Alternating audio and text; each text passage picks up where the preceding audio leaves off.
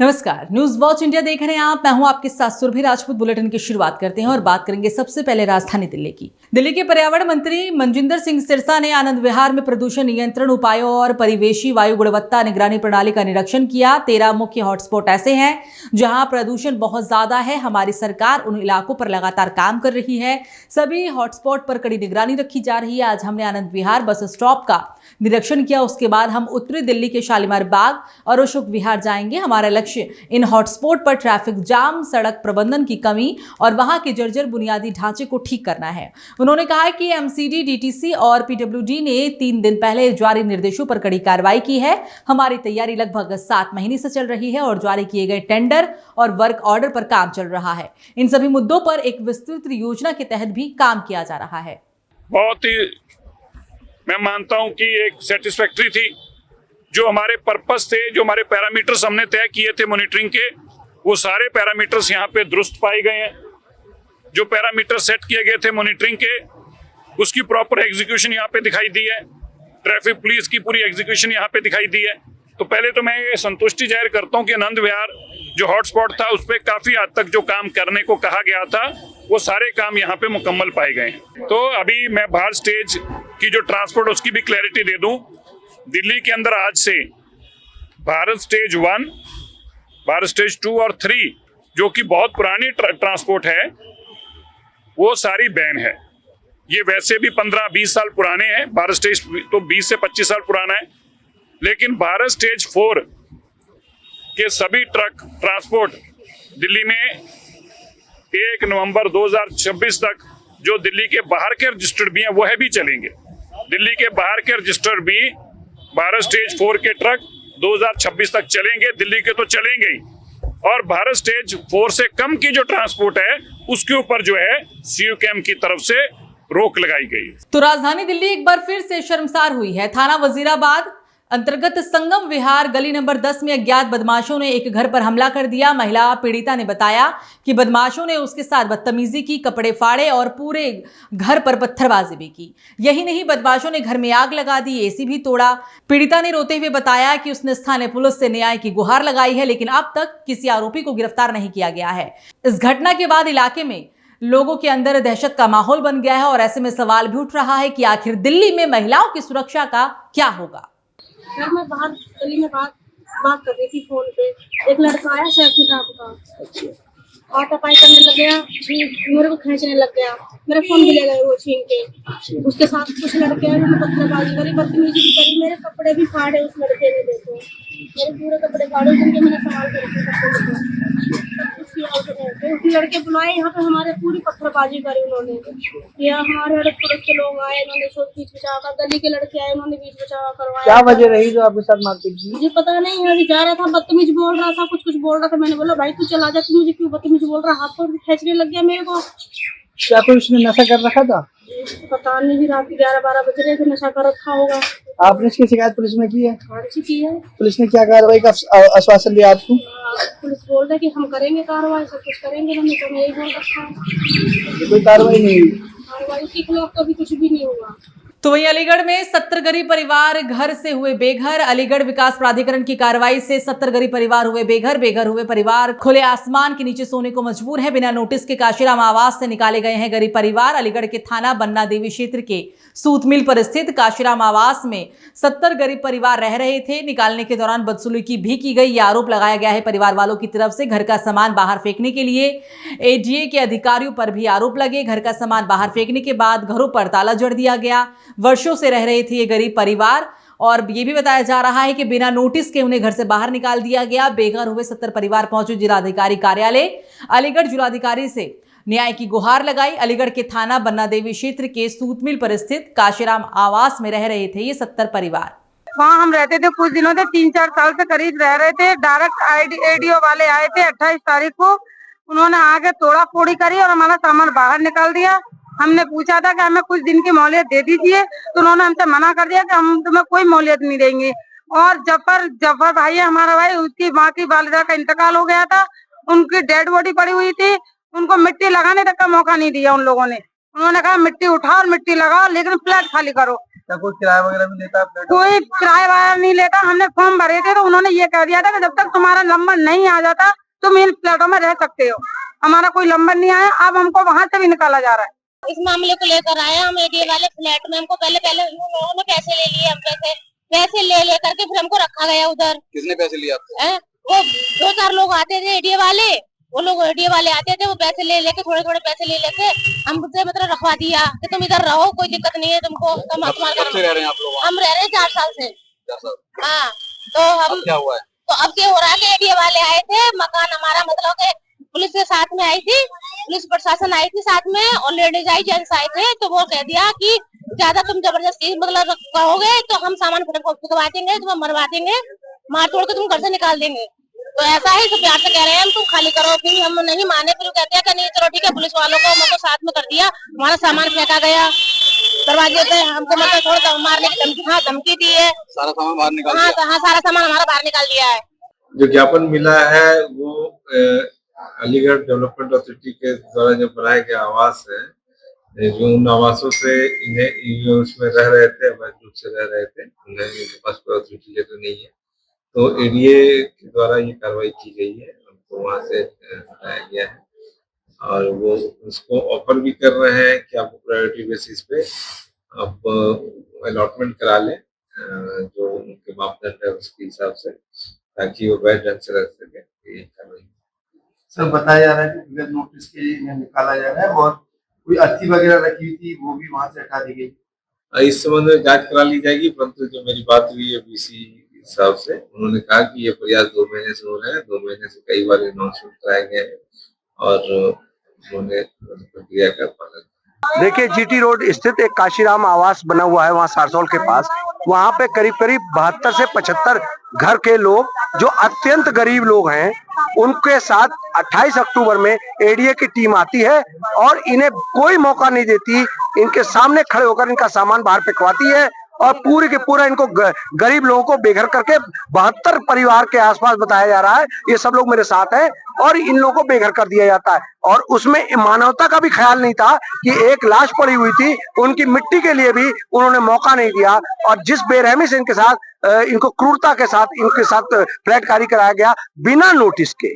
Main बात है कि कोई नोटिस नहीं, किसी को कोई लिखित नोटिस नहीं एडीए ने दिया, और एडीए आती है और ये कई सालों से, और इनको ये आश्वासन दिया गया था कि आप गरीब लोग हैं, ये गरीबों के लिए फ्लैट है, ये आप लोगों को मिलेगा। किसी ने कुछ कहा कि तो गरीबी जो है कान छिदवा देती है, तिनका डाल देती है। गरीब होना क्या इस सरकार में एक अपराध बन गया है?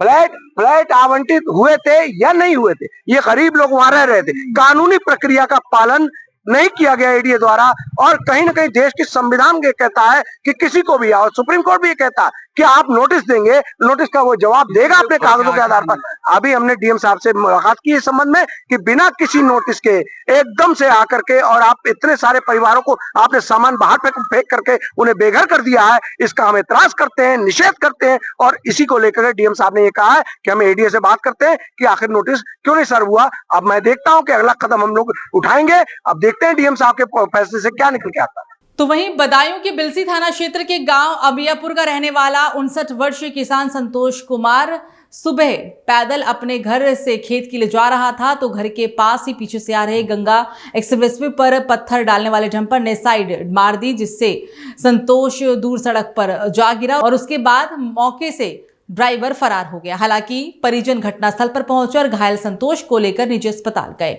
जहां उसकी हालत गंभीर देखते हुए डॉक्टरों ने उसे जिला मुख्यालय रेफर कर दिया। मुख्यालय के रामा नर्सिंग होम में संतोष को परिजनों ने भर्ती करवाया और उसके बाद उसे हायर सेंटर भी रेफर कर दिया गया। परिजन उसे हायर सेंटर बरेली लेकर जा रहे थे, तभी संतोष ने रास्ते में ही दम तोड़ दिया। सूचना मिलते ही पूरे गांव में कोहराम मच गया। फिलहाल पुलिस ने शव को कब्जे में लेकर पोस्टमार्टम के लिए भेज दिया है। तो चलिए अब बात होगी गाजियाबाद की। गाजियाबाद में ट्रैफिक विभाग ने यातायात माह नवंबर 2025 की शुरुआत कर दी है। अभियान के तहत ट्रैफिक विभाग के पुलिसकर्मी जनता को ट्रैफिक नियमों के बारे में जानकारी देगी। गाजियाबाद की जनता को ट्रैफिक नियमों का पालन करने का आग्रह करेगी, जिससे सड़क हादसों में कमी आ सके। सड़क हादसों में कमी लाने के लिए ट्रैफिक विभाग EEE पर भी वर्किंग करेगी। सोसाइटी के अंडर भी ट्रैफिक नियमों के लिए अभियान चलाया जाएगा, जिसके लिए RBW और AOA का भी सहयोग लिया जाएगा। अभियान की शुरुआत करने के लिए पुलिस लाइन से बाग रैली को हरी झंडी दिखाकर रवाना किया गया है।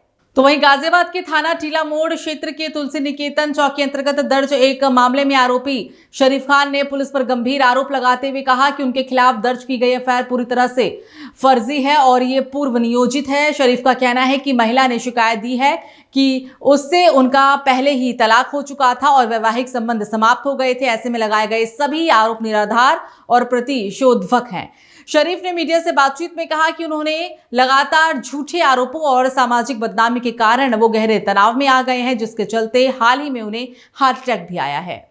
तो वहीं गाजियाबाद में छत पर सोई थी किशोरी, फुफेरे भाई ने रेप के बाद नीचे फेंका, होश में आई तो सुनाई रूह कपाने वाली कहानी। गाजियाबाद के मोदीनगर में रिश्ते को शर्मसार कर देने वाली एक घटना सामने आई है। दरअसल यहां पर एक 17 वर्षीय छात्रा से दुष्कर्म कर छत से नीचे फेंक दिया गया। आरोपी 8 साल से किशोरी का शोषण कर रहा था। यूपी के गाजियाबाद के मोदीनगर में रिश्ते को शर्मसार कर देने वाली ये वारदात पूरी सामने आई है।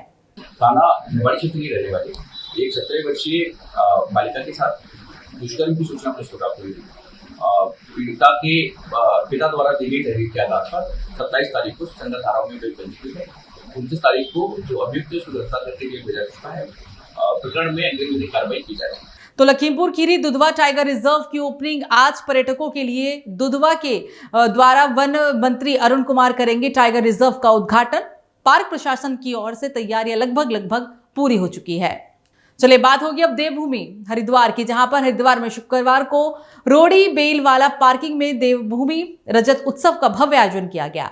इस अवसर पर मुख्यमंत्री पुष्कर सिंह धामी ने प्रदेशवासियों को राज्य गठन के 25 साल पूरे होने पर बधाई दी। उन्होंने कहा कि रजत जयंती पर्व उत्तराखंड की उपलब्धियों और संकल्पों का ही प्रतीक है। धामी ने कहा कि अटल बिहारी वाजपेयी जी ने राज्य का निर्माण किया था और आज प्रधानमंत्री नरेंद्र मोदी जी उस सपने को साकार करने में जुटे हैं। उन्होंने कहा कि मोदी सरकार की योजनाओं का लाभ हर गांव हर परिवार तक पहुंच रहा है। मुख्यमंत्री ने कुंभ मेले की तैयारियों को लेकर अधिकारियों को निर्देश दिए कि सभी विकास कार्य समय पर और गुणवत्तापूर्वक पूरे हों। उत्तराखंड राज्य स्थापना के 25 वर्ष पूरे हो रहे हैं और 25 वर्ष पूरे होने के उपलक्ष्य में पूरे राज्य के लोग रजतोत्सव उत्तराखंड की सरकार इसको आयोजित कर रही है। आज मां गंगा के तट पर इसकी शुरुआत हुई है और अब लगातार ये कार्यक्रम हमारे चलेंगे। 2 दिन 3 दिन तक महामहिम राष्ट्रपति जी यहाँ रहने वाली हैं। आदरणीय प्रधानमंत्री जी का भी हम सबको सानिध्य प्राप्त होगा। उनका भी राज्य को हर दृष्टि से हर समय उनका विशेष लगाव है, राज्य से उनका जुड़ाव है और अनेक योजनाएं प्रधानमंत्री जी के कालखंड में उत्तराखंड को मिली हैं। जहाँ अटल जी ने राज्य बनाया और मोदी जी उसको आज संवारने का काम, उसको आगे बढ़ाने का काम कर रहे हैं। सारे राज्यवासी इस 25 सालों की यात्रा से अनुभव लेकर और ऊर्जा के साथ और उत्साह के साथ हम आगे बढ़ेंगे। अनेक चुनौतियों के बावजूद, अनेक परेशानियों के बाद हमने आगे कदम बढ़ाए हैं। राज्य की एक गौरवशाली यात्रा रही है और हम इस रजत उत्सव के रूप में हम यह भी संकल्प लेंगे कि हम न रुकेंगे न थकेंगे, आगे ही बढ़ते जाएंगे। तो हरिद्वार में कार्तिक पूर्णिमा पर्व से पहले प्रशासन पूरी तरह से सतर्क मोड में आ गया है। जिलाधिकारी मयूर दीक्षित ने मां मनसा देवी मंदिर क्षेत्र का स्थल निरीक्षण करते हुए सुरक्षा, सौंदर्यीकरण और निर्माण कार्यों की बारीकी से समीक्षा की। डीएम ने स्पष्ट निर्देश दिया कि कार्तिक पूर्णिमा से पहले मंदिर परिसर में बन रही अस्थायी चौकी को हर हाल में संचालित कर दिया जाए और भीड़ नियंत्रण की ठोस योजना तैयार की जाए। निरीक्षण के दौरान डीएम ने सुरक्षा टीम को ब्रीफ किया और सब इंस्पेक्टर हाकम सिंह तोमर को निर्देश दिए कि कार्तिक पूर्णिमा पर संभावित श्रद्धालु भीड़ को देखते हुए पुलिस, मंदिर ट्रस्ट और रोपवे प्रबंधन आपसी समन्वय से ही काम करें। देखिए, अभी आगामी 5 नवंबर को एक मुख्य पर्व है कार्तिक पूर्णिमा, जिसके क्रम में क्राउड मैनेजमेंट को लेकर और जो व्यवस्थाएं हैं वहाँ पर मनसा देवी मंदिर में, उसको आज निरीक्षण किया गया। इसमें वहाँ पर एक पुलिस चौकी की भी स्थापना की गई है, जिसको देखा गया है। साथ ही वहाँ पर एक हॉस्पिटल, छोटा हॉस्पिटल डिस्पेंसरी भी बनाई गई है। साथ ही वहाँ पे मंदिर के जो मंदिर प्रशासन है उनके साथ बैठक करके और वहाँ पे जो पुलिस अधिकारी हैं वो सभी के साथ समन्वय बैठक की गई है कि कैसे बड़े पर्वों पर, बड़े स्नानों पर मंदिर में क्राउड कंट्रोल किया जाएगा। साथ ही मंदिर में जो सौंदर्यीकरण का बिजली की जो लाइन्स है उनको ठीक करने का और अन्य जगह जहाँ जहाँ पर भी क्राउड मैनेजमेंट को लेकर कार्रवाई होनी थी वो की गई है, उसको अभी निरीक्षण किया गया है।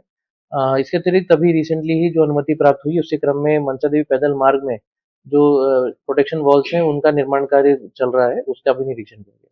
देखिए अभी हमने काफी अतिक्रमण जो हटाया था उसको भी देखा गया है, कोई पैदल मार्ग पे कोई भी अतिक्रमण नहीं है, साथ ही मंदिर में परिसर में भी कोई अतिक्रमण नहीं पाया गया है। अभी जो कुछ ऐसे एरियाज है, ब्रह्मपुरी का जो रूट है और नीचे जो उड़न खटोला है उसके पास एक दो रास्ते हैं जहाँ पर कुछ दुकानें आदि से अतिक्रमण पाया गया है, जिसमें पुलिस विभाग को बताया गया है कि मुख्य जो स्नान है पर्व है उसमें वहाँ पर स्पेशल पुलिस फोर्स की तैनाती करें और जो हमारे मेन एग्जिट और एंट्री रूट्स हैं उनको क्लियर रखें। तो मुख्यमंत्री पुष्कर सिंह धामी पहुंचे हरिद्वार। देवभूमि रजत उत्सव में उमड़ा जन सैलाब। हरिद्वार में चल रहे देवभूमि रजत उत्सव के तहत शुक्रवार को रोड़ी बेलवाला पार्किंग में भव्य कार्यक्रम का आयोजन किया गया था। इस मौके पर प्रदेश के मुख्यमंत्री पुष्कर सिंह धामी के पहुंचने पर भाजपा कार्यकर्ताओं और स्थानीय नेताओं ने उनका जोरदार स्वागत किया। कार्यक्रम स्थल पर बड़ी संख्या में लोगों की भीड़ भी उमड़ पड़ी, जिससे पूरे क्षेत्र में उत्सव का माहौल बना रहा। मुख्यमंत्री ने राज्य गठन के 25 साल पूरे होने पर प्रदेशवासियों को बधाई दी और कहा कि ये रजत जयंती पर्व उत्तराखंड की उपलब्धियों और संकल्पों का ही प्रतीक है। तो हरिद्वार की उपनगरी ज्वालापुर में मोटरसाइकिल से पटाखे फोड़ना युवक को भारी पड़ा है। शरीफनगर इलाके में देर रात बुलेट सवार युवक स्टंट कर रहा था और साइलेंसर से निकाल रहा था पटाखे जैसी आवाज। स्थानीय लोगों की शिकायत पर ज्वालापुर पुलिस मौके पर पहुंची और बाइक को सीज कर लिया। हालांकि पकड़ा गया युवक वंश पीच बाजार ज्वालापुर का रहने वाला बताया जा रहा है। पुलिस ने चेतावनी दी है कि अगर शहर में खतरनाक स्टंट करने वाले ऐसे ही स्टंट करते रहे तो उनके खिलाफ सख्त कार्रवाई की जाएगी। रुड़की के लंढोरा क्षेत्र में सैकड़ों गांव को जोड़ने वाला रेलवे क्रॉसिंग पुल आखिरकार 5 महीने बाद तैयार हो गया है, लेकिन अब पुल के दोनों छोर की सड़क निर्माण को लेकर ग्रामीणों में भारी नाराजगी देखने को मिल रही है। जौरासी गांव के लोगों का कहना है कि सालों की प्रतीक्षा के बाद जब ये पुल तैयार हुआ तो उन्हें उम्मीद थी कि अब आवागमन की समस्या खत्म हो जाएगी, लेकिन ठेकेदार के द्वारा सड़क निर्माण में घटिया सामग्री का प्रयोग किया जा रहा है। ग्रामीणों का आरोप है कि ना तो मानकों के अनुसार काम हो रहा है और ना ही नियमों का पालन किया जा रहा है। सड़क के दोनों ओर करीब 5 फीट गहराई है, जहां मिट्टी और पत्थरों से कोई भी पैचिंग नहीं हो पा रही है। अब एक बात है, ये जो पुल बनना था 6 महीने से मतलब इतनी परेशानी हुई, बहुत ज्यादा परेशानी हुई। आस पड़ोस के जितने गांव लग रहे हैं, मतलब गांव मेरे ख्याल से 20-25 गांव लग रहे हैं आस पड़ोस में। और जो है मतलब एम्बुलेंस, शादी वादी, कोई गाड़ी, मतलब इतनी असुविधा हो रही है आने जाने में, बहुत दिक्कत हुई। दिक्कत क्या जी, देखो क्या माल डाल रहे हैं इस रोड पे, ये कोई बिल्कुल बेकार माल डाल रहे जी, कुछ भी माल नहीं आया। ये तो अभी टूट रहा जी, अभी देख लो अभी टूट रहा है। बारिश इसमें तो हल्के हल्के वाहन देखो, क्या आपको दिख रहा होगा, आप देख लो एक बार, हल्के वाहन में चल पा रहे हैं, ये टूट जा रहा है अभी। घटिया क्वालिटी की सामग्री, घटिया क्वालिटी जी, बिल्कुल एकदम घटिया क्वालिटी लग रही है इसमें। ये चल ही नहीं पाएगा जी, ये चलता ही नहीं, बरसात तो पकड़ने का ही नहीं है। इसमें जो है अच्छी सामग्री लगती, मतलब ये देखो आप, इसमें कितना माल डाले, कितना इंच माल डाला, मेरे ख्याल से 2-2.5 इंच माल डाला होगा, कुछ भी नहीं है, बिल्कुल बेकार माल डाल रहे। अधिकारी कहाँ आ रहे जी यहाँ? ना अधिकारी तो आ नहीं रहे जी यहाँ, मतलब ठेकेदार मनमर्जी कर रहे ठेकेदार।